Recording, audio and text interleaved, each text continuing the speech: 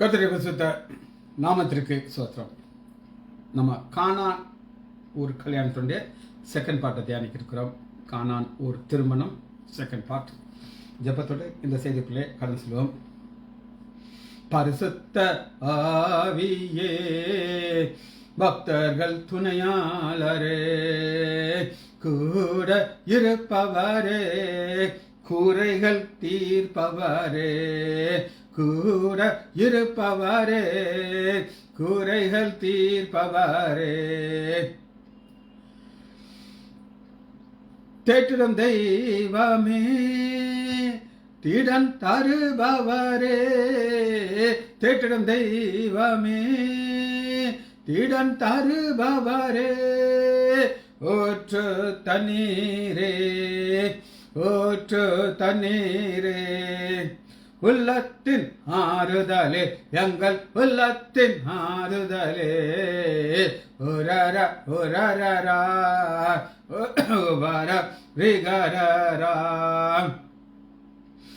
அபிஷேக நாதரே, அச்சார மானவரே, அபிஷேக நாதரே, ஆச்சார மானவரே, மீட்பே நாளுக்கன, மீட்பே நாளுக்கன, முத்திரை யானவரே, எங்கள் முத்திரை யானவரே, பரிசுத்த ஆவியே, என்னோட துணையாளரே, பயங்கள் போக்கிவிட்டீர், பாவங்கள் நீக்கிவிட்டீர், பயங்கள் போக்கிவிட்டீர், பாவங்கள் நீக்கிவிட்டீர், ஜெயமே வாம் வரவால், தினம் ஜபமே வாம் வரவால், ஜெயமே வாம் தயவால், எங்கள் ஜெயமே வாம் தயவால், பரிசுத்த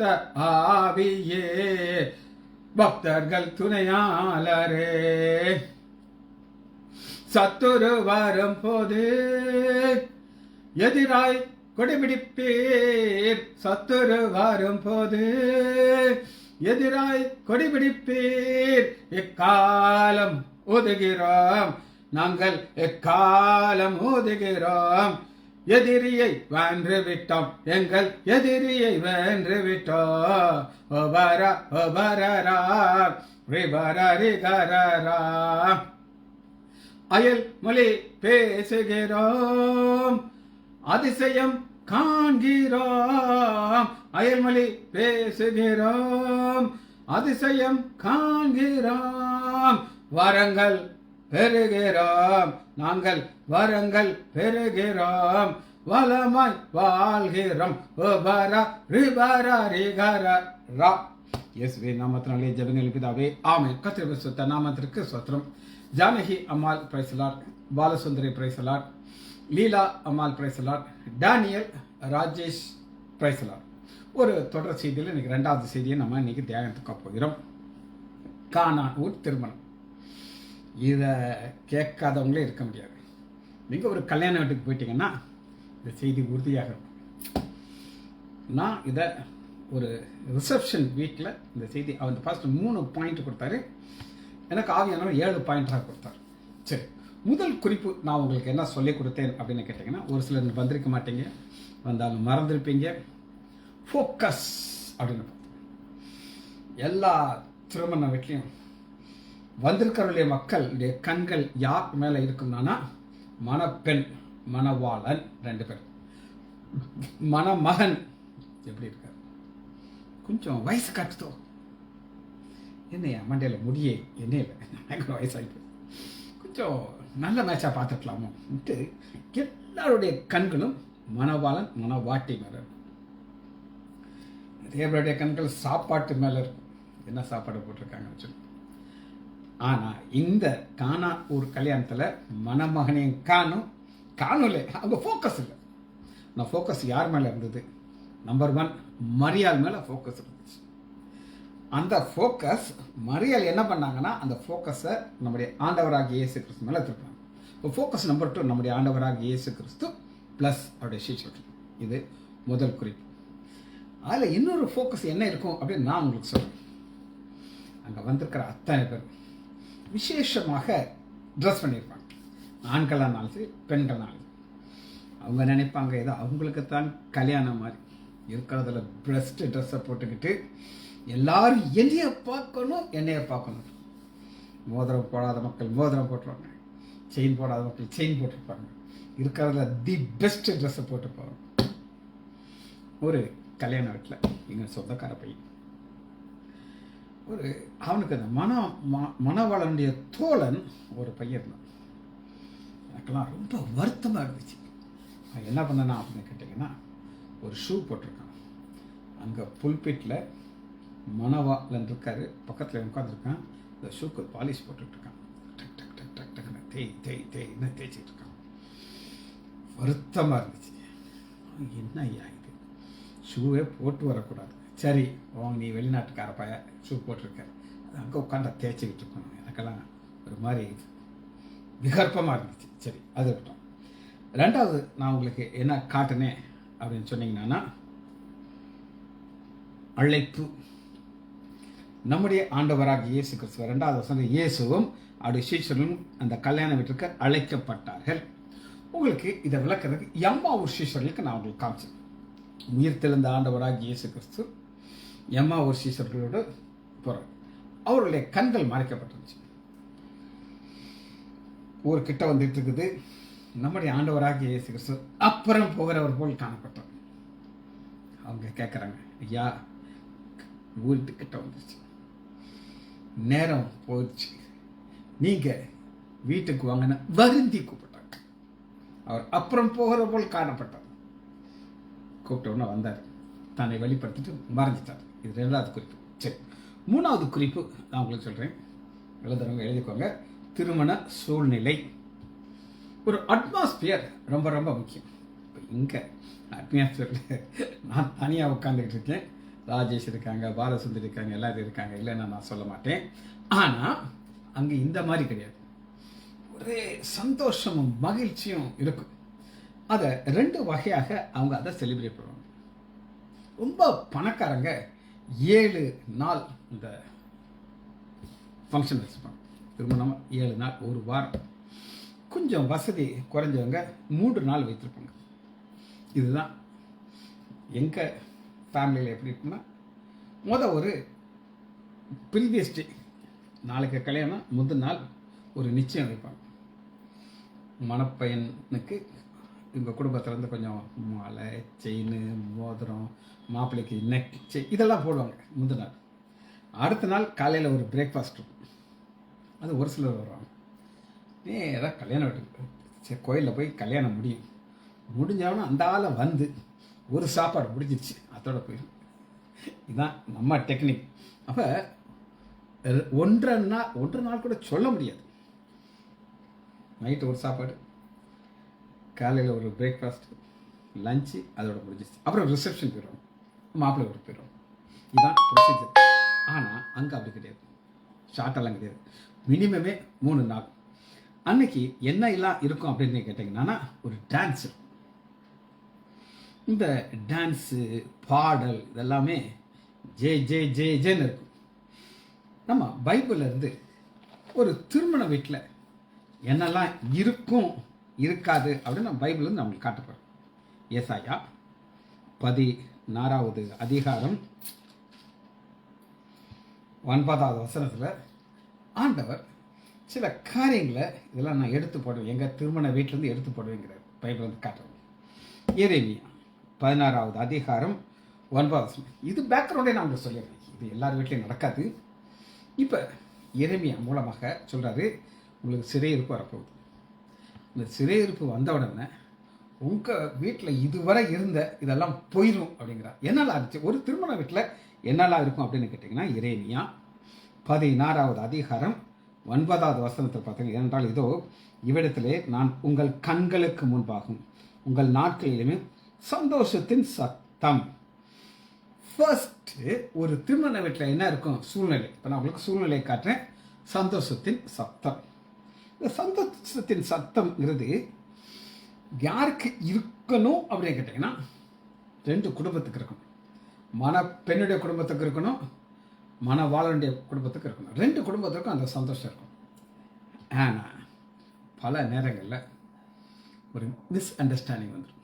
மிஸ் அண்டர்ஸ்டாண்டிங் அப்படின்னு என்ன அர்த்தம்னா, இவங்க சொல்லுவாங்க, எங்கள் மாப்பிள்ளை வீட்டு மக்கள் எனக்கு சரியாக கவனிக்கலை அப்படின்னு சொல்லுவாங்க. சரி, ஒரு திருமணத்தை பற்றி நான் சொல்கிறேன். வருஷங்கள் ஓடி போச்சு. எனக்கு 2 தங்கச்சிமார்கள். ஒருத்தி பேர் ரணிதா. பாளையங்கோட்டிலேருந்து ஒரு பெரிய கோடீஸ்வரர், ஒரு பேர் ஏ செல்லதுரை நாடார். அவருக்கு ரொம்ப என்ன ஆசைன்னா, டாக்டர் லைசனுடைய சம்மந்தியாக நான் ஆகணும்ட்டு அவருக்கு கடைசி பையன் ராஜேந்திர சிங் என் தங்கச்சிக்கு பேசுகிறாங்க. அப்பா சொன்னாங்க, பெரிய பணக்கார வீட்டுக்கு பையன், முடிச்சிருவோம் அப்படின்னு சொன்னாங்க. அவங்க ரொம்ப வசதியானவங்க. உங்களை ஹோட்டல்லாம் போடாமல் இந்த ஒரு டேர்னிங்கில் ஒரு வீடு, பெரிய வீடு, எங்கள் அப்பாவுடைய ஒரு ஃப்ரெண்டு. அவங்க என்றைக்காவது ஒரு நாள் தான் வெளியூர்லேருந்து வருவாங்க. ஆனால் பேலஸ் மாதிரி ஒரு வீடு. அப்பா கேட்டோன்னா சந்தோஷமாக கொடுத்தாங்க, நீங்கள் அந்த வீடை யூஸ் பண்ணிக்கோங்கன்ட்டு. எங்கள் அப்பா அந்த மாப்பிள்ளை குடும்பத்தாட்டில் எல்லாருக்கும் அந்த வீட்டில் ஏற்பாடு பண்ணியிருந்தார். காலையில் பெட் காஃபி போயிடுச்சு. பிரேக்ஃபாஸ்ட் இங்கேருந்து எல்லாம் அவங்க வீட்டுக்கு போயிடுச்சு.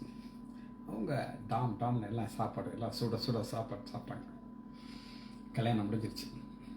எங்கள் சம்பந்தி கேட்டார், நீங்கள் செலவழிச்சிருக்கீங்க, நான் எவ்வளோ உங்களுக்கு ரூபா கொடுக்கணும் அப்படின்னு கேட்டார். எங்கள் அப்பா, என்ன அண்ணே இப்படியெல்லாம் பேசுகிறீங்க, இதெல்லாம் பேசக்கூடாது அப்படின்னாரு. அப்புறம் அவர் சொன்னார், அண்ணே என்கிட்ட இந்த கல்யாணத்தில் ஒரு குறை இருக்குது அப்படின்னாரு. எங்கள் அப்பா கூப்பிட்டு தூக்கி போட்டுருச்சு. என்னத்தை சொல்ல போகிறாருன்ட்டு. கல்யாணம்னா ஒரு குறை இருக்கணும், அந்த குறையே இல்லை, அதான் குறை அப்படின்னாரு. நல்லா சொல்லுவாங்க, கல்யாணத்தில் என்ன இருக்கணும், ஒரு குறை இருக்கணும். ஆனால் இந்த கல்யாணத்தில், நம்ம கல்யாணத்தில் குறை இல்லை, அதான் குறை அப்படின்ட்டு போயிட்டார். இன்றைக்கி வர நாங்கள் அடுத்து 3 ஜென்ரேஷனாக அந்த கல்யாணத்துக்கு அப்புறம் ஃபாலோ பண்ணியிருக்கிறோம். சரி, இப்போ என்னெல்லாம் இருக்கும்? நம்பர் 1 நான் உங்களுக்கு சொன்னேன், எரேமியா 16:9. இதோ இவ்விடத்திலே நான் உங்கள் கண்களுக்கு முன்பாக உங்கள் நாட்களிலேயே சந்தோஷத்தின் சத்தம், மகிழ்ச்சியின் சத்தம். 2க்கும் வித்தியாசம் இருக்கா? இருக்குது. சந்தோஷம், மகிழ்ச்சி. ஒன்றுக்கு அடுத்தது இன்னொன்றுங்க. முதல் சந்தோஷம் தான் மகிழ்ச்சி. இப்போ எல்லாரும் சந்தோஷமாக இருக்காங்க, பேசிகிட்டு இருக்காங்க, சிரிச்சிக்கிட்டு இருக்காங்க, ஒருத்தர் பேசிக்கிட்டு இருக்காங்க. இந்த சந்தோஷம் வந்து அடுத்த மகிழ்ச்சியாக மாறி சத்தத்தையும் மணவாளன் சத்தத்தையும் மணவாட்டின் சத்தத்தையும் ஓய பண்ணுவேன். ஏன் ஓய பண்ணுவேன் அப்படின்னு சொல்லுகிறார் அப்படின்னு கேட்டிங்கன்னா, ஒரு தீங்கு கொண்டுறாரு இங்கே இந்த கல்யாணத்தில்.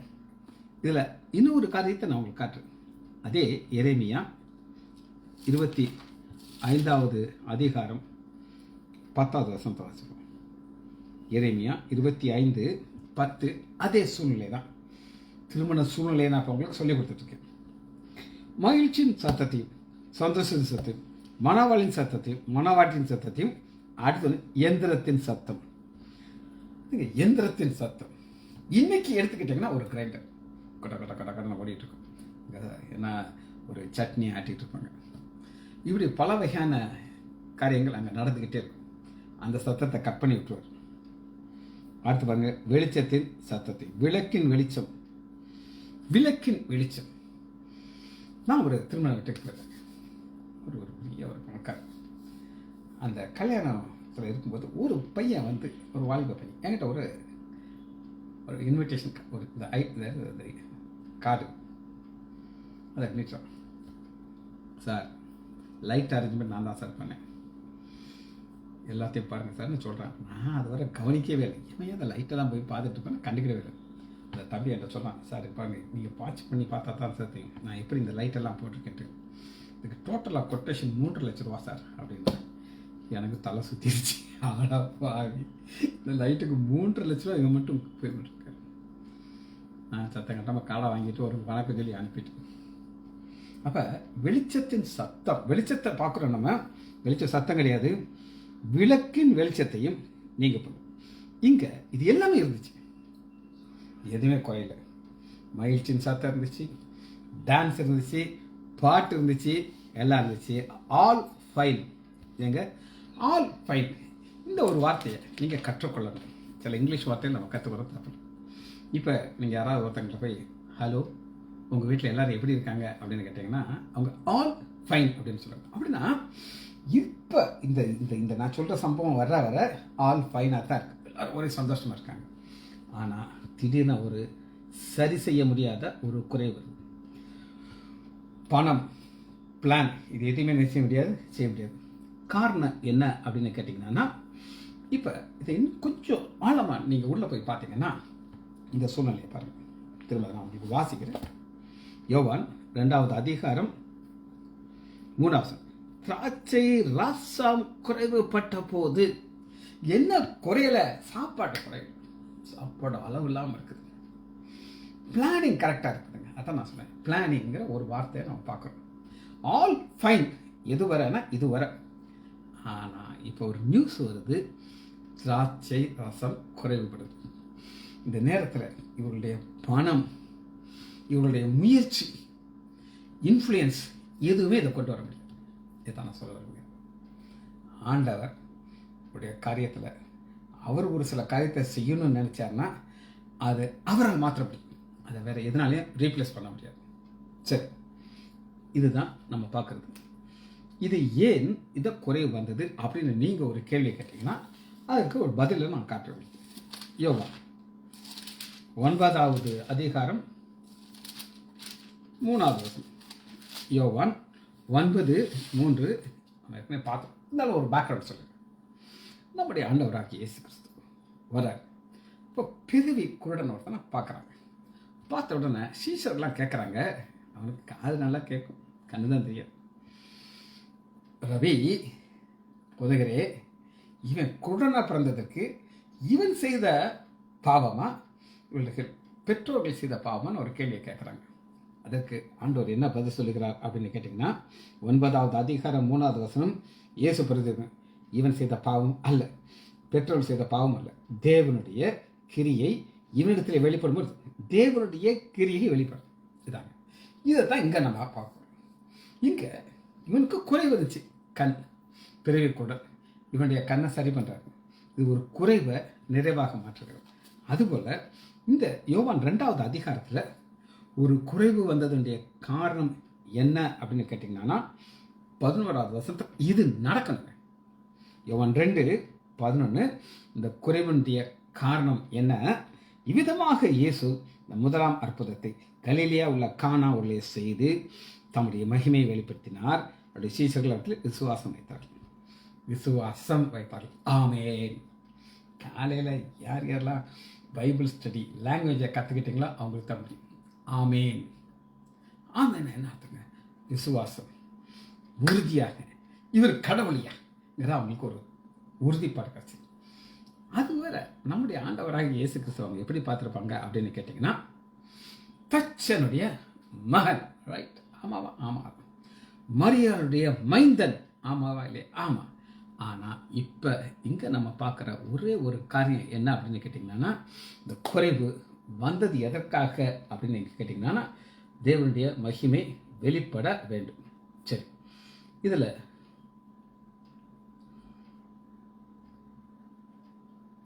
ஒரு குருடன் நான் அவங்களுக்கு காட்டு.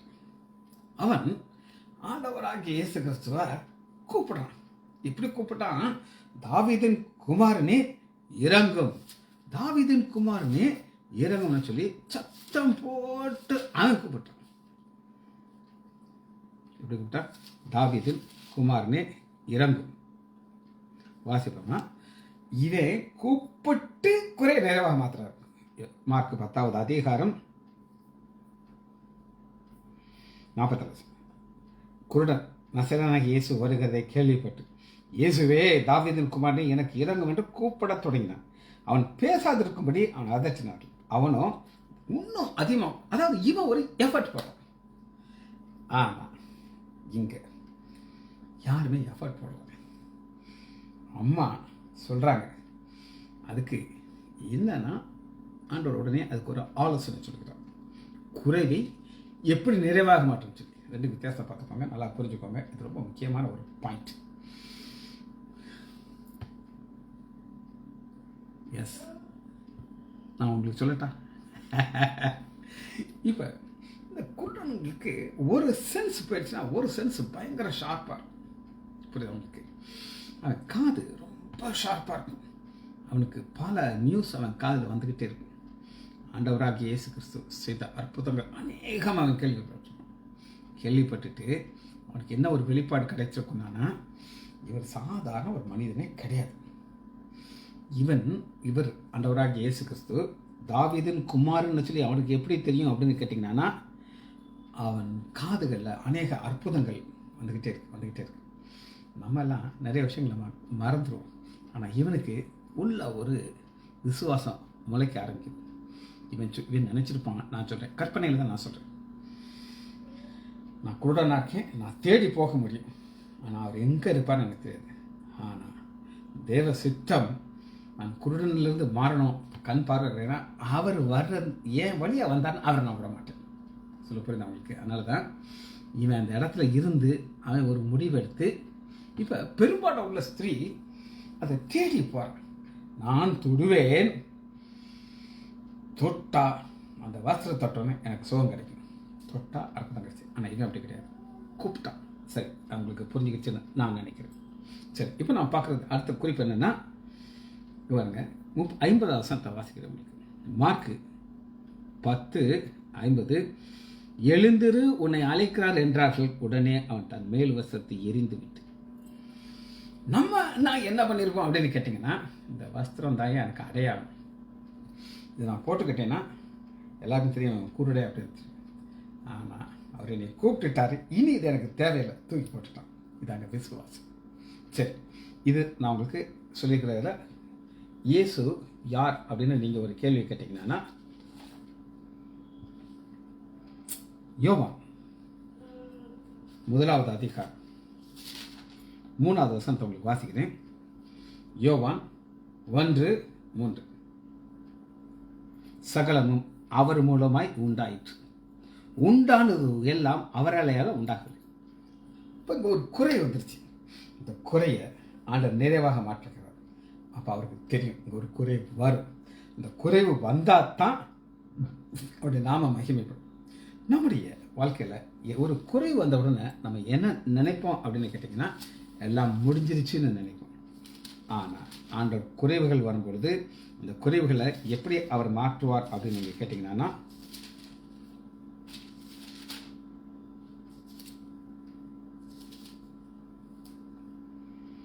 யோவான் 16வது அதிகாரம் 20வது வசனம். இங்கே 2 காரியத்தை நம்ம பார்க்க போகிறோம். மெய்யாகவே நான் உங்களுக்கு சொல்கிறேன், நீங்கள் அழுது புலம்புவீர்கள், உலகமோ சந்தோஷப்படும். நீங்கள் துக்கப்படுவீர்கள், ஆனாலும் உங்கள் துக்கம் சந்தோஷமாக மாறும். துக்கம், இப்போ நான் உங்களுக்கு சொன்னேன், அந்த கல்யாண வீட்டில் சத்தங்கள் சொன்னேன், மணவாளன் சத்தம், மணவாட்டின் சத்தம், டான்ஸு, லைட்டு எல்லாமே இருக்குது. ஆனால் ஒரு குறை இருக்குது. இந்த குறை இவங்க நினைக்கிறாங்க, இந்த குறையின் மூலமாக ஆல் ஃபைன்ங்கிறது போயிடும். ஆல் ஃபைன் போயிட்டு என்ன வரும் அப்படின்னு நீங்கள் கேட்டிங்கன்னா, ஒரு அவமானம், நிந்தை, வேதனை. அவமானம், நிந்தை, வேதனை வரும்பொழுது கஷ்டமாக இருக்கும். சரி, ஒரு திருமணத்தை குறித்து என்னுடைய தகப்பனார் டாக்டர் ஹெச் லைசாண்ட் சொன்னது. எங்கள் அப்பா எப்பவுமே கொஞ்சம் லேட்டாக தான் போவார், ஓபியை முடிச்சுக்கிட்டு. அவர் அன்றைக்கி இந்த வீட்டுக்கு கொஞ்சம் சீக்கிரம் பண்ணிட்டு கரெக்ட் டைத்துக்கு போகிறார். போனா அந்த கல்யாண வீடு பாத்திரத்தெல்லாம் கவுத்தி வச்சுருக்குறாங்க, எல்லாம் போயாச்சு. பையன் கேட்டார், சார் ஒரு பந்திக்கு தான் சார் சாப்பாடு இருந்துச்சு, வந்தவங்களாம் போயிட்டாங்க சார், நீங்களும் வீட்டுக்கு போய் சாப்பிட்டுக்கோங்க சார் சொன்னாங்க. எங்கள் அப்பா என்று சொல்கிறார், அந்த குடும்பத்தை பேர் சொல்ல மாட்டேன். அந்த குடும்பத்துலேருந்து அடுத்த தலைமுறையை நம்ம பார்க்குறோம். நாங்கள் போகிறோம், அங்கே நாங்கள் போகிறோம். எங்கள் அப்பா எனக்கு சொன்ன கதையெல்லாம் நல்லா ஞாபகம் இருக்குது. போய் உட்கார்ந்தா, யாரும் போயிடாதீங்க, வாழை இலை காலியாக போச்சு. அங்கே மார்க்கெட்டு போயிருக்கிறாங்க, இருந்து சாப்பிட்டு போனங்கிற நியூஸ் சொல்லிகிட்டே இருக்காங்க. அது சாப்பாடு எல்லாம் இருக்குது, ஆனால் அந்த வீட்டில் குறை வரணுங்கிறது என்னமோ தெரியல. வாழை இலை, நானும் தம்பியெல்லாம் உட்காந்துக்கிட்டே இருக்கும், என்னடா பண்ணுறது, இல்லை உட்காந்து பண்ணுறதா சொல்கிறாங்களா, எங்களுக்கு போகிற மனசில் வந்துச்சு, நாங்கள் சாப்பிட்டுப்போம்.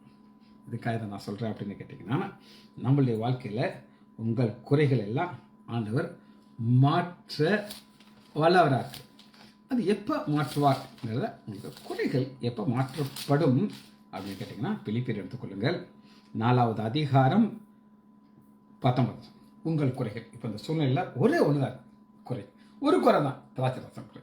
ஆனால் நம்மளுடைய வாழ்க்கையில் குறைய ஆண்டவர் எப்படி மாற்றுவார் அப்படின்னு நீங்கள் கேட்டிங்கன்னா, பிலிப்பியர் 4வது அதிகாரம் 19. என் தேவன் தம்முடைய ஐஸ்வர்யத்தின்படி உங்கள் குறைகளை எல்லாம் கிறிஸ்து இயேசுக்குள் மகிமையில் நிறைவேற்றும்.